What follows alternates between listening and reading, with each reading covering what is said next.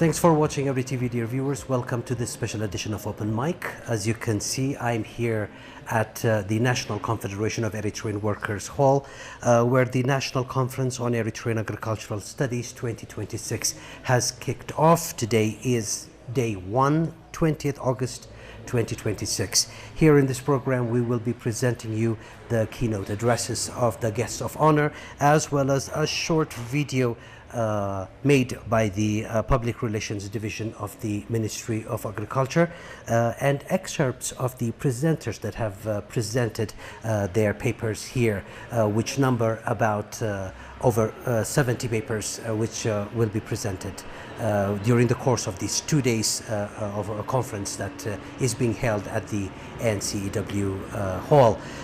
Thanks for watching, and please do stay tuned. It is my privilege to welcome you today at this pivotal conference on Eritrean agricultural studies.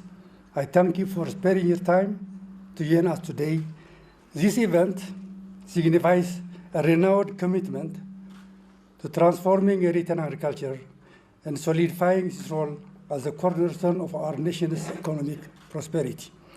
As we all know, Eritrea's history is inextricably linked to our land, and agriculture is the main lifeblood of our communities and economy for generations. However, we recognize that simply maintaining existing practices is not enough to meet the challenges of a rapidly changing world, including climate change, population growth, economic instability, and ecological degradation. That is why this conference, organized under the theme Advancing Sustainable Agri-Food Systems for National Economic Growth, is vitally important for sharing experiences and lessons learned that would improve current practices to foster agricultural development. A thriving agricultural sector that directly contributes to GDP, creates employment opportunities, reduces reliance on imports, and strengthens food security, which are all essential for Eritrea's future development. This conference, therefore, serves as a platform to display ongoing research, innovative solutions, and strategic planning aimed at realizing these ambitious goals. The theme, Advancing Sustainable Agri-Food Systems for National Economic Growth, recognizes that long-term prosperity is not simply about increased yields, but it is about building resilience and equitable food systems capable of meeting present needs, while safeguarding resources for future generations. Sustainable agri-food demands an integrated approach, incorporating climate-smart technologies, water conservation, soil health management, diversification of crops and livestock, and value chain development, where the MOA is making every effort to resolve these challenges. Crucially, it also prioritizes the livelihood of our farmers, particularly smallholder communities, ensuring that they benefit directly from increased productivity and market access. Ladies and gentlemen, the MOA is implementing its 5-year strategic plan, 24-28, under the strategic vision, safe and nutritious food for everyone, everywhere. Supporting smallholder farmers is a major component, ladies and gentlemen. This conference represents an opportunity for open dialogue, knowledge sharing, and collaborative planning. We value your insights as key stakeholders. Your contribution and active participation is essential in shaping the future of Eritrea's agriculture. I thus call on each of us to embrace innovation, champion sustainable practices, and dedicate ourselves wholeheartedly to realizing this vision. Let us work together as we embrace in the future, united in our commitment to building a vibrant agriculture, where the Eritrean agriculture sector thrives as a powerful engine for national economic advancement. I thank you for your attention and wishing you a pleasant two-day discussion. My name is Zermariam Yosef. currently a PhD student in School of Management at One University of Technology, China. And my research for the conference was synergizing sustainable energy production and smart agriculture, which focuses on the challenges and opportunities of sustainable energy and with the climate smart agriculture, which also helps for the future of the small farmers and the diverse production of the peoples of Eritrea. I hope it will help for the future in the development of the sustainable energy and smart agriculture of the production. My name is Kuflom Michael. I came from the Rora Digital Library. I'm the director. And my paper for today is on how to establish a national repository. And the main concern in Eritrea is that we don't have a centralized digital management system, and this has really affected the availability of resources for scholars, academicians, and the public at large. So the main problem, what we have with my colleague Kibra Haile tried to investigate, is the Ministry of Agriculture has got a lot of collections in which some of the materials they collected date back to the Italian time, but those materials are not available in digital format, and they are very far from accessibility for scholarship, and largely it affects the decision making of the ministry. So we try to identify the problem, and we provided a solution for that. This conference has been organized to provide platform for sharing research findings, examining current agricultural challenges and opportunities, discussing innovative approaches, and identifying practical directions for the sustainable transformation of Eritrean agriculture. Thank you so much for your time. Today is the 20th of August 2026, where the National Conference of Eritrean Agricultural Studies has kicked off. I want you to start with your name, because you're the chairman of the committee, and what this conference is all about. Thank you, Rafael. My name is Ephraim Gabrameskal, director of the National Conference. I'm chairperson of this national conference. So the exact aim of this conference is to bring together all stakeholders, especially researchers, academy, private institution representatives, policymakers, and academia from different institutions. So this is a platform in order to discuss issues related to agriculture. So in order to create this interaction or a discussion platform, the Minister of Agriculture planned to organize this important conference. In this conference, 76 research papers will be presented. So all these related stakeholders will be discussed on these presented papers, and then they will try to identify challenges and opportunities which are presented from the papers. Otherwise, related issues can be discussed and put their recommendations for the next feature related to this subjects. The main idea came from first I want to give my appreciation for the Ministry of Agriculture, because it introduced the use of organic farming, and the idea for our research is the use of organic fertilizers instead of synthetic fertilizers for the development and growth of our cereal crops. So we started our evaluation using this aim to use organic liquid fertilizers on cereal crops like barley.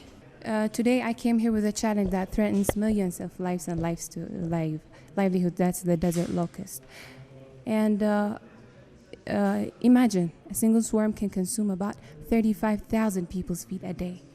35,000 people's feet can vanish overnight, live in communities vulnerable and desperate. So I came up with a artificial intelligence project that provides early warning. You know, if the desert locusts reach the flying state, if they start swarming, then that's devastation, that's catastrophic.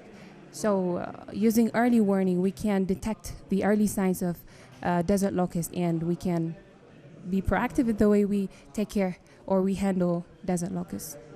Generally, when we see the most developing countries, most of the world, most constraints are opening for new markets and costing will be slow. But in Eritrea, production of earthworms and vermicomposting is a new science. Therefore, this research was focused on the need of vermiculture and vermicomposting.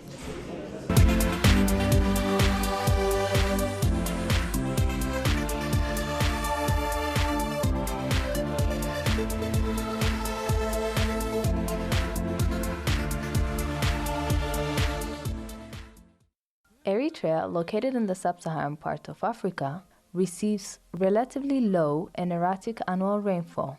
Its landscape is characterized by rugged terrains which expose the land to erosion and degradation. To overcome these challenges, soil and water conservation programs and construction of different-sized water reservoirs are prerequisites for agricultural development. Before the country's independence, which is until 1991, there were only 138 ponds and dams in the country. Currently, the figure has reached more than 800 thanks to the government's commitment and its development partners' contributions.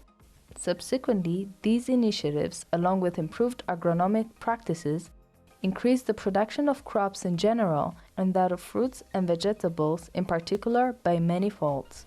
Moreover, considerable efforts have been made to promote livestock production and animal health. Initiatives in this subsector include promoting honey production, poultry production through commercial and backyard chick distribution, reinforcing milk production through forage development, and artificial insemination. Regular animal vaccination and treatment are also contributing a lot in promoting livestock health and subsequently increasing its population. Plant protection activities in general and combating migratory pests like desert locust and quelea birds in particular are also among notable achievements of the country. However, until safe and nutritious food is secured for everyone and everywhere in this country, the Ministry of Agriculture, along with its development partners, is still working hard by formulating three major development strategies, namely the Small and Productive Farm Plot, or SPFP, the Minimum Integrated Household Agricultural Package, or MIHAP, and the Small and Medium Commercial Farmers Strategy, or SMCFS. The Small and Productive Farm Plot, or SPFP, is a strategy implemented in rain-fed and water-stressed areas. Farming households in these areas are intensively cultivating crops and vegetables that include sweet potato in a 1,000 square meter plot of land all the year in 3 rounds, in addition to its backyard poultry and honey production. This strategy is currently under strict monitoring all across the country, aimed at boosting crop productivity per unit area and securing nutritious food at household level. The Minimum and Integrated Household Agricultural Package, or MIHAP strategy, has the potential to improve the living conditions of the family and satisfy their food and nutritious requirements for their respective families and for others, as well as providing extra money by selling surplus products. The Small and Commercial Farmer Strategy, or SMCFS, is meant to promote full-scale modern agribusiness by creating enabling environment and providing technological support to potential farmers. All these strategies are actively contributing to the journey safe and nutritious food for everyone, everywhere, which is expected to be achieved before 2030.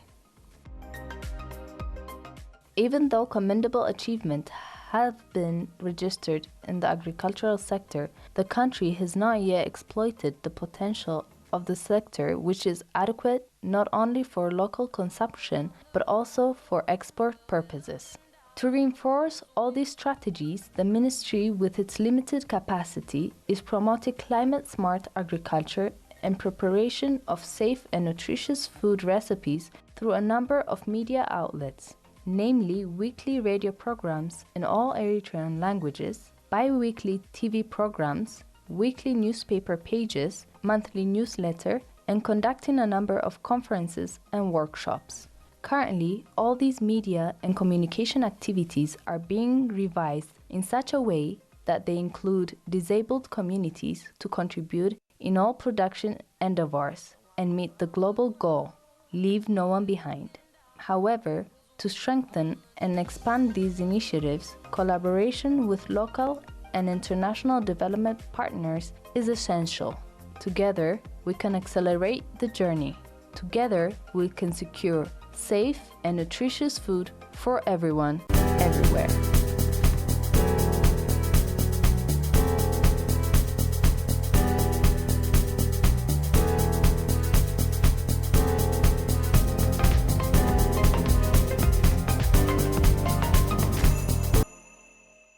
Under the theme, Advancing Sustainable Agri-Food System for Eritrean Economic Growth, the conference will address 8 key thematic areas including agricultural policy, regulatory framework and governance, extension service and farmer adaptation, agricultural digitalization, agricultural value chain and agribusiness,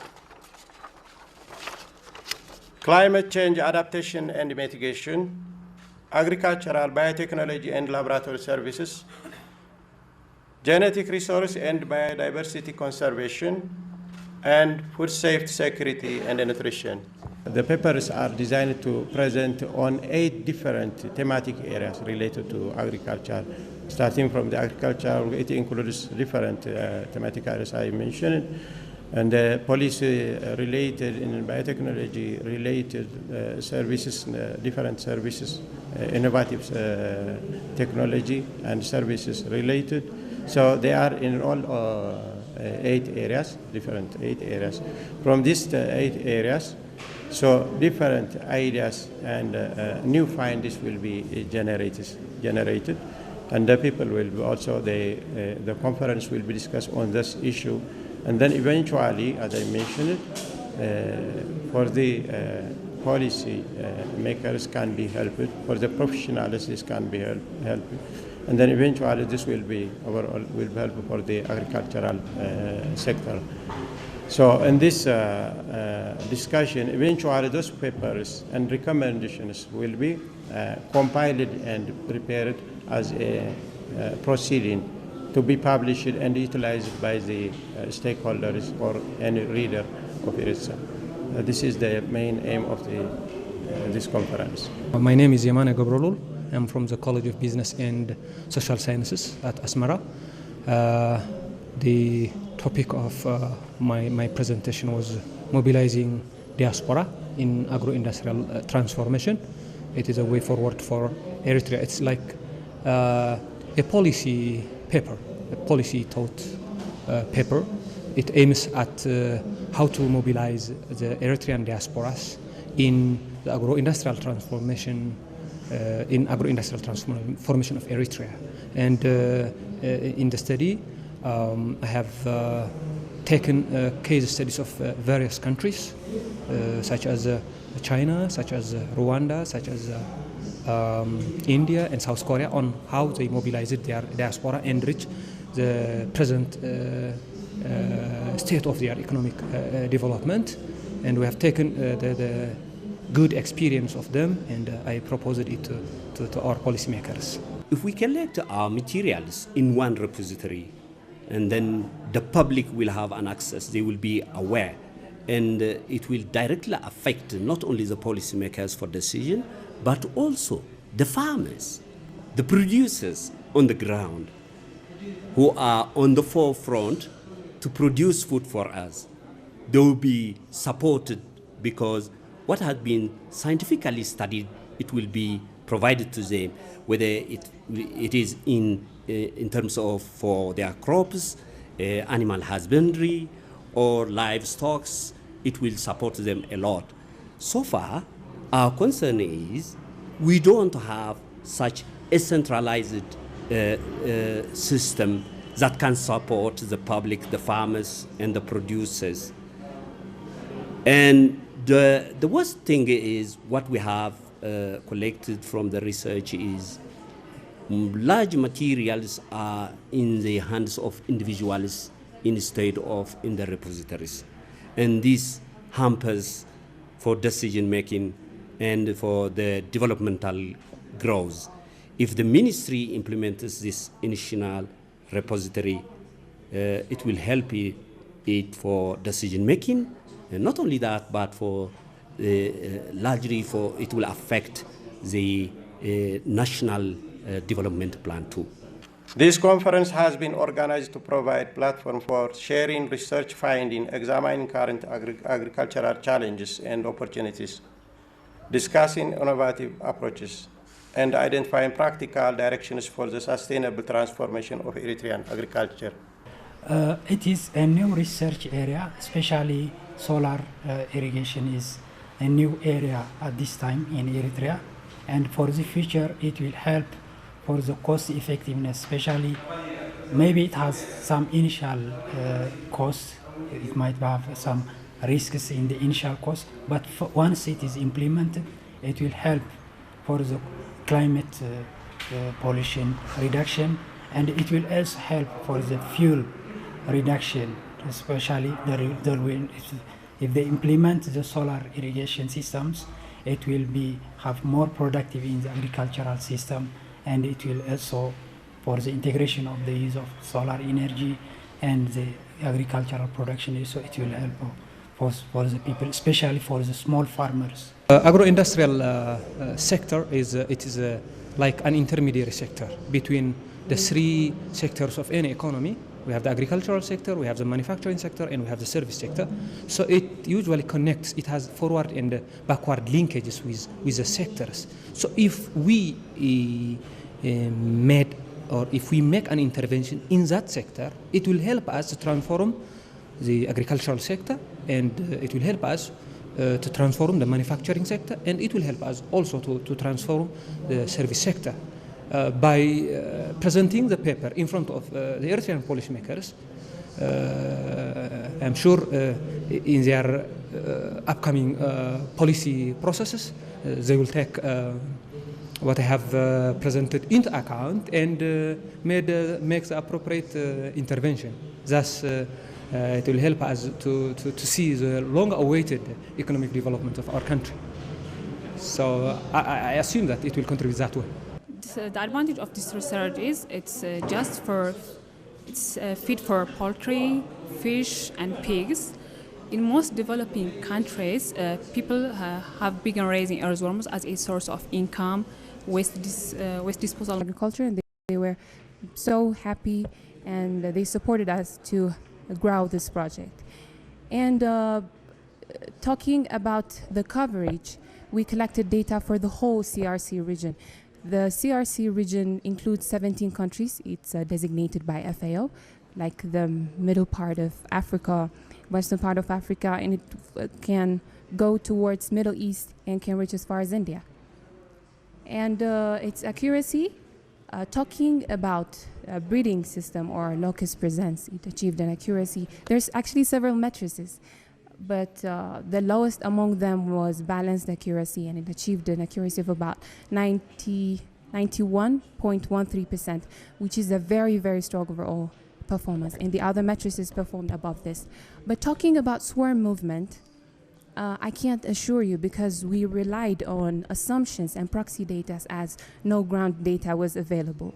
This evaluation we conduct is very important because in our agriculture status, we have some problems like rainfall shortage and low land management. In the use of synthetic fertilizers, it's increased the land degradation and low yield products of our cereal crops. So, using these organic liquid fertilizers, we would say that it will increase our yield and the land management systems would be better done using synthetic fertilizers. Today, I come here to give and illustrate main points about earthworms, the need of vermiculture and vermicomposting as a source of income and as a source of feed for animals. This is our aim, and further studies on large crops should be done for accurate information, and we need to aware farmers to produce earthworms using manures from their farm. This is the main aim for this research. It was in my mind for a long period of time. You know, the Eritrean diaspora have been played their part in the national independence, then during the in post-independence as well. They have played their part in the reconstruction process of Eritrea, and this time, you know, we have to mobilize them in economic development, in economic transformation. So it was in my mind for a longer period of time to prepare. I was waiting for a platform, you know, to come in to present it. But I started from last January to work on it, with the draft part, with the submission part, and with the review part, and the likes. It started from last January, and then mostly I've completed the entire work in June 30. So it was a long, as well as hectic journey, but finally, you know, I'm here I'm able to present it here. Since the implementation of solar energy is new, and there is also a need to know, especially there is a lack of knowledge. Many people, they may not know the use of sustainable or solar energy systems in agricultural production, so that in that case it will help, and it will need to know more about it, and we need to make some advertisement about the use of solar energy in the agricultural production, which also helps for them for their future life and for the sustained production of their agricultural production. How many papers are being presented here at the conference, and why? Today I presented one paper which is related to the climate smart agriculture and the integration of sustainable energy also, and that one is related to my PhD research, and my PhD research actually relates to risk management in sustainable energy production. Is mainly focused in renewable energies like wind energy, solar energy, hydrogen energy. It also helps in the future how can we use that one and to know more about the sustainable energy production and how to use it for their future life. Especially my research is focused in Eritrea, and I hope it will help for the peoples for their future life. The conference is designed to bring together researchers, agricultural development partners, and other stakeholders. A total of 186 abstracts were received in response to 3 months' call for abstract. Following a rigorous evaluation process by reviewers, 75 scientific papers have been selected for presentation at this conference. In addition to the formal scientific presentations, exhibition of 10 scientific posters, a series of technical sessions and panel discussions will also be conducted to help identify and determine priority areas which require further attention and intervention. If there is any messages you'd like to tell us concerning this conference and how there is need for it to continue in the future. Yeah, this is, first of all, I would thank the Minister of Agriculture for organizing such an important conference. But for the future, especially those stakeholders like I mentioned earlier, the researchers, academia, agriculture professionals, experts should focus and should consider such type of conference, and they have to prepare their finds and try to present and organize conferences. This is a platform for the Eritrean scholars, for the Eritrean policymakers to meet and discuss about certain issues.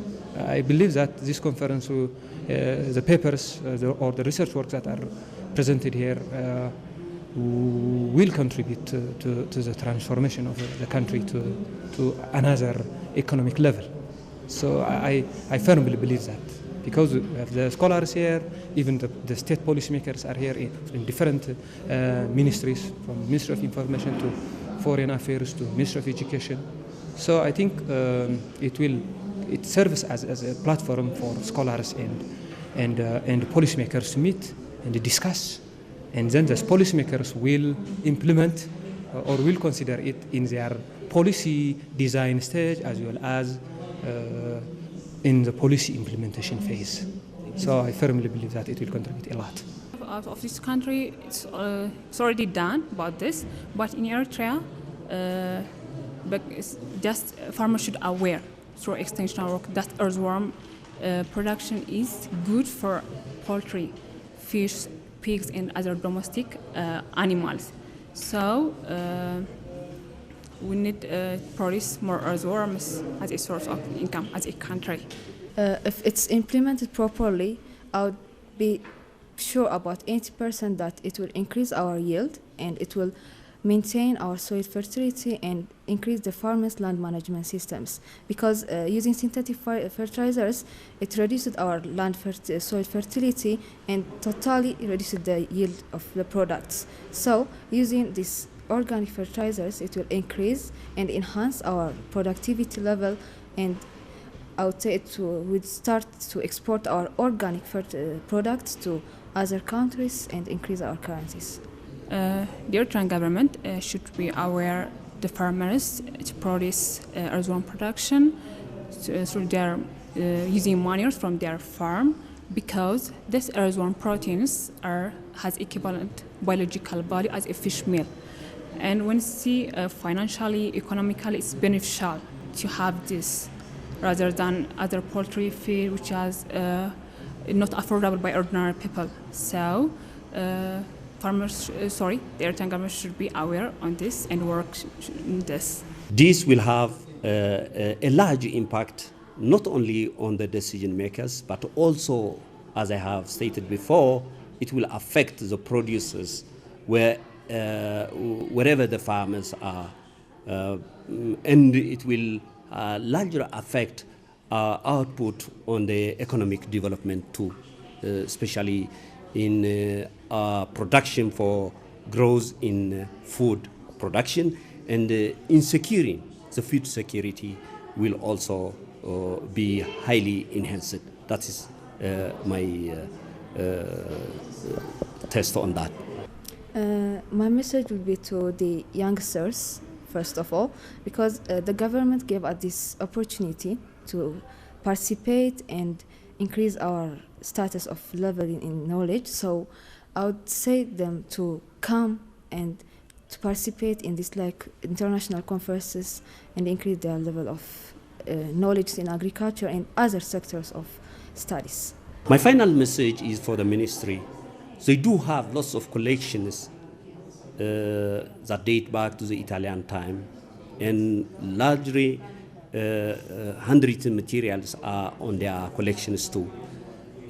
If this ministry works to collect those materials and sort them out, identify the materials accordingly, which ones are to be exposed for public use and which ones are to be held as classified based on their policy, and if they use the latest technology as has been presented by different youngsters, definitely these things will have an impact on the development and the economic growth of the country, especially on the aspects of agriculture.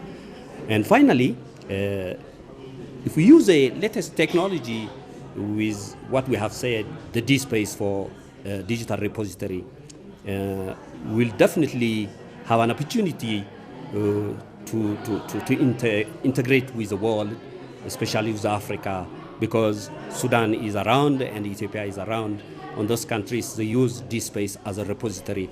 So we will have the same language when it comes to the platform of software, and then the interoperability and sharing of those research materials will be easily available.